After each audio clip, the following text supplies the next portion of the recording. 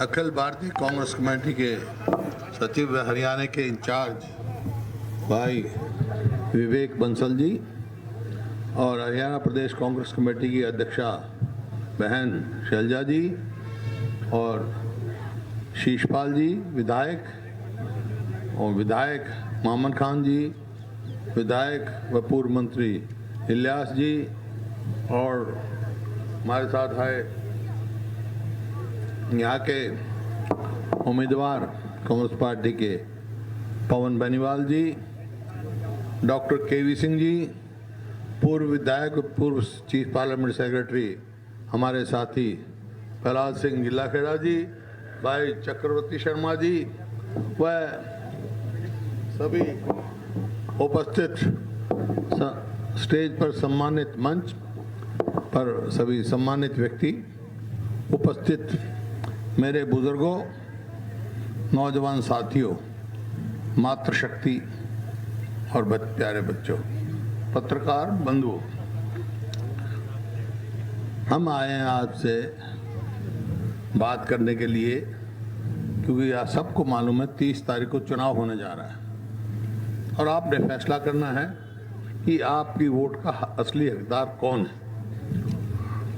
और ये फैसला करने से पहले आपको गहराई से विचार करना पड़ेगा क्योंकि मुख्य रूप पे यहाँ कर आज़ाद भी होंगे, लेकिन मुख्य रूप में 3 पार्टियों के उम्मीदवार हैं। एक तो कांग्रेस पार्टी का उम्मीदवार है पवन, और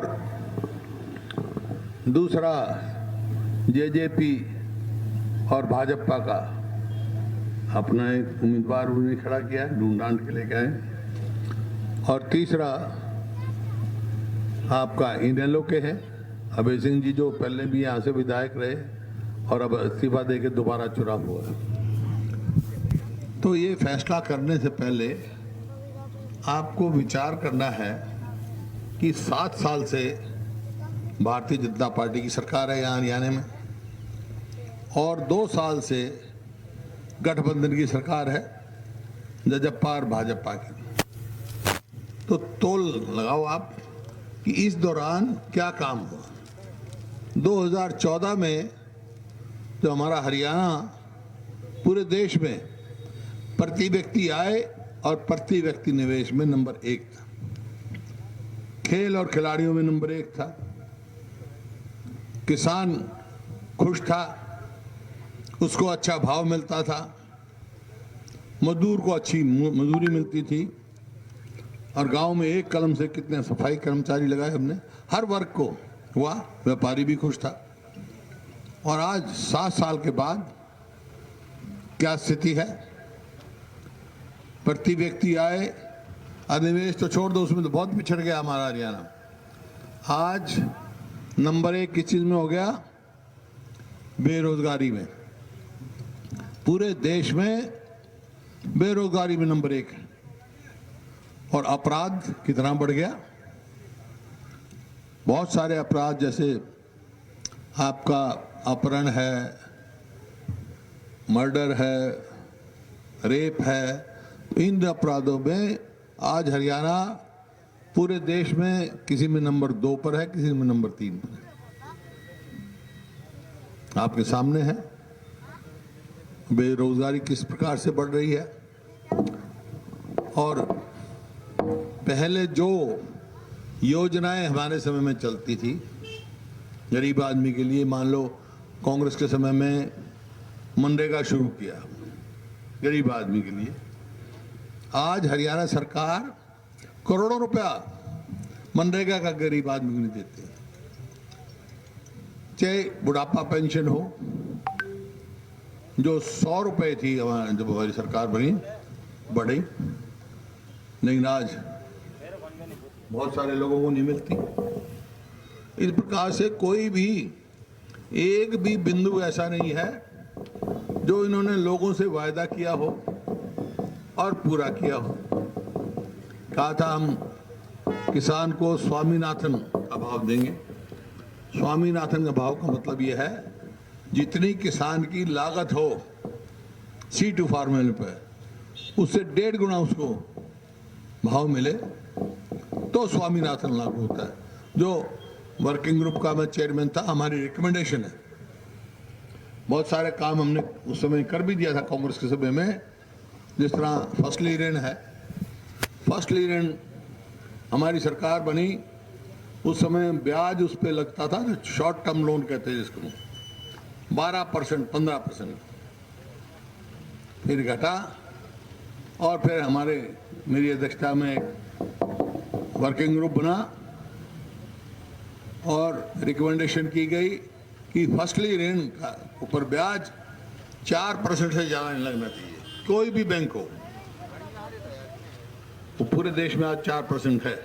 जब पूरे देश में 4% हुआ तो हमने 0% कर दिया कोऑपरेटिव बैंकों में। कोऑपरेटिव बैंक में कर सकते थे, आज फसली ऋण पर एक भी पैसा ब्याज नहीं हमारे यहाँ।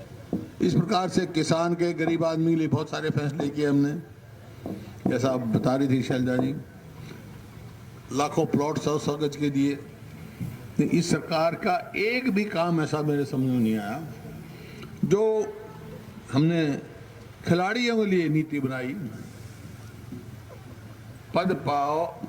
पदक लाओ और पद पाओ। आज बहुत सारे खिलाड़ी ऐसे 200 के करीब जो इन्होंने भर्ती कर लिए थे और वापस घर भेज दिए। ये सरकार नौकरी छीनने वाली है, देने वाली नहीं है। थारे यहाँ कोई नौकरी लगी हो इस सरकार के टाइम में, बता दो कोई अच्छी लगी हो। वाल्मीकि मतलब सफाई कर्मचारी, आज कल वाल्मीकि दिवस था, उसकी तो आपको सबको बधाई है। लेकिन ये बताओ कि जो हमने लगाए थे उस टाइम, अब ठेकेदारों के भरोसे कर दिए, वो तनख्वाही नहीं देते पूरी। हमने 8100 रुपये शुरू किया, 10,000 उनकी वायदा था, आज तक कुछ नहीं मिला। ना किसान की, और किसान की ये हालत है, जो इलाका धान पैदा करता है, आज पूरी मंडियां धान की भरी पड़ी हैं, लेकिन कोई उठान नहीं हो रहा वहां से, और किसान को एमएसपी भी नहीं मिल रहा। 300, 400 रुपए सस्ता बेच के आ रहा है। इसी प्रकार बाजरे की बात है, जो इलाका बाजरा पैदा करता है 2250 एमएसपी है, लेकिन बाजार में 800-900 रुपए। क्या दिया हम, भावांतर देंगे 600 रुपया, बाकी ये कौन देगा भाई। खाद मिलता नहीं, लाइन लगी पड़ी है खाद बेचने वालों की, किसान की नहीं, ये धान बेचने वालों की और खाद खरीदने वालों की। डीएपी गायब है, ब्लैक में खरीदना पड़ता है। मतलब लागत तो बहुत बढ़ गई किसान की। डीजल का भाव देख लो कहां से कहां पहुंच गया, पेट्रोल का भाव। इस प्रकार से महंगाई इतनी बढ़ गई, गरीब आदमी की रसोई चलाना उसके लिए बड़ा मुश्किल हो गया, जीवन मुश्किल हो गया। और नौकरियां, यह आपने देखा, साबित हो गई। नौकरियां जो मिली हैं, इन्होंने जैसे परचून की दुकान में परचून बेचा जाता है, इस तरह नौकरियां बेची। ड्राइवर 10 लाख, फलाना भर्ती होगा 8 लाख। और इसी वास्ते ये पहली सरकार है जिसमें एसएस कमीशन के मेंबर और चेयरमैन को सस्पेंड करना पड़ा। हाँ, एक काम किया इन्होंने, कुछ आदमियों को भला किया है, जैसे पेपर लीक है। जो पेपर बनाता है पहला और पेपर देता है, वो तो करोड़पति बना दिया, करोड़ में बिका है पेपर। और जो आगे पेपर करवाता है वो लखपति, वो लाख बंदेगा। ये करोड़ी और लखी तो पैदा कर दिए जो लूट रहे हैं प्रदेश को, लेकिन युवकों को कोई रोजगार नहीं मिल रहा। तो एक भी नहीं। एक बात की मैं आज अखबार में पढ़ रहा था कि इन्होंने कहा कि हम जो प्राइवेट इंडस्ट्री है उसमें 75% रिजर्वेशन हरियाणवियों को देंगे, हरियाणा के वासी। ठीक, अच्छी बात है, लेकिन असेंबली में भी हमने उठाया। जिस दिन ये लेके आए उस दिन हरियाणा पहला प्रदेश है जहां 2 किस्म के डोमिसाइल हों। जो नौकरी की रिजर्वेशन की बात हो तो 5 साल का, 5 साल जो यहाँ रह गया वो हरियाणवी बन गया, वो लग जाएगा। नहीं, हरियाणा के लोगों का नंबर आया। पूरा देश में 15 साल का लागू है, हरियाणा में दो मिठाई लागू है, एक 15 साल, एक 5 साल। सिर्फ यहाँ के युवकों को धोखा देने वाली, कोई मकसद नहीं। हर चीज़ में पेपर लीक हो, युवाओं को नौकरी देने की बात हो, खिलाड़ियों की बात हो, किसान की बात हो, मजदूर की बात हो, व्यापारी की बात हो, कर्मचारी की बात हो, हर वर्ग इस सरकार से परेशान है। तो भाई इसका तो कोई हक बनता नहीं। आपने देखा किसान 1 साल के करीब से बैठा है अपनी मांग लेके, हरियाणा में बैठा है, चाहे सिंगू बॉर्डर हो, चाहे टिकरी बॉर्डर हो, चाहिए आप गुड़गांव से आगे वो बॉर्डर हो, या पलवल बैठा हो, यहाँ बैठे हैं, टोलों पे बैठे रहे, लेकिन कोई सुनवाई नहीं। क्या हरियाणा सरकार का ये हक नहीं बनता कि जाके बात करें और दबाव दें कि भाई किसानों से बातचीत करके इसका सम्मानपूर्वक समाधान निकालो। जो ये कानून है ये किसान के हक में नहीं है, लेकिन नहीं, कोई ध्यान नहीं उधर। ये गठबंधन तो स्वार्थ में बना भाई, नीतिगत गठबंधन नहीं है। जो जेजेपी बीजेपी का गठबंधन है ये स्वार्थ का गठबंधन है। नीतिबद्ध होता, नीतियों पर आधारित होता तो चुनाव में तो इन्होंने कहा था जेजेपी वालों ने कि बीजेपी वालों को जमुना पार कर दो, और बीजेपी वाला कह रहे थे हम तो अब का 75 पार कराएंगे, 75 सीट लाएंगे। लेकिन अब जब चुनाव हो गया, एक कहता जमुना पार कर दो, एक कहता 75 पार, और अपने स्वार्थ में अब दोनों बन गए यार बन के सरकार बना ली। लोगों का हित नहीं है, लोगों का कोई स्वार्थ नहीं है। आपने देख लिया, कभी ऐसा तमाशा देखा आपने? कभी सुना? गठबंधन सरकारें बनती हैं, देश में भी बनी हैं और प्रदेशों में बनती है। जब कहीं सीट खाली होती है, टिकट का सवाल होता है, तो गठबंधन जितनी पार्टियां होता है, हर पार्टी वाला कहता है हम लड़ेंगे भाई, हमारे को इतनी सीट चाहिए। ये पहली बार देखा हरियाणा में। वो बीजेपी वाले ने कहा भाई जेजेपी वाले तुम अपना लड़ाओ उम्मीदवार, ना भाई हमारे पास उम्मीदवार नहीं। और जेजेपी वाले ने कहा जी आप लड़ा लो, बीजेपी के पास भी कोई उम्मीदवार नहीं। फिर बोला क्या करें, हालोदा जो तीसरी पार्टी थी उसका उम्मीदवार ला दिया, बताओ। और उसका गठबंधन ऐसा बना, कल जो है एक कार्टून देखा मैंने, उसमें बीजेपी जेजेपी जो उम्मीदवार हैं उनके भाई गोपाल कांडा जी मेरे मित्र हैं, मेरे साथ विधायक रहे, मंत्री भी रहे भाई मैं, और अजय चौटाला जी, वो बैठे इकट्ठे, दोनों की इकट्ठे फोटो, और नीचे लिख रखा एक भाई को हराने के लिए और एक भाई को जिताने के लिए, दोनों इकट्ठे हो गए। वो एक तो अपना खड़ा हो रहा है, उसने हराने के लिए मेरे भाई आ रहे हैं। अजय चौटाला तो कह रहा है, चौटाला जी तो कह रहे हैं भाई अभय चौटाला जी को हराओ, और गोपाल कांडा जी कह रहे हैं गोविंद को जिताओ। एक भाई हराने के लिए, एक भाई हराने के लिए। ये ऐसे तमाशे हैं, ऐसे थोड़ा चलता है भाई। कोई नीति जो तुमने लाए हो, मैंने कहा था जब ये सरकार बनी गठबंधन की सरकार, हमने कहा था कि भाई हम 2 साल का समय देंगे इस सरकार को, प्रजातांत्रिक उसमें है, लोगों ने बना दी, बन गई, तुमने लोगों को जन इधर उधर करके अपने स्वार्थ हित में बना ली सरकार। 2 साल तक, 2 साल में अच्छा काम करेंगे ये सरकार तो हम कहेंगे अच्छा किया, जो भी काम करेंगे, और नहीं करेंगे तो विरोध करेंगे।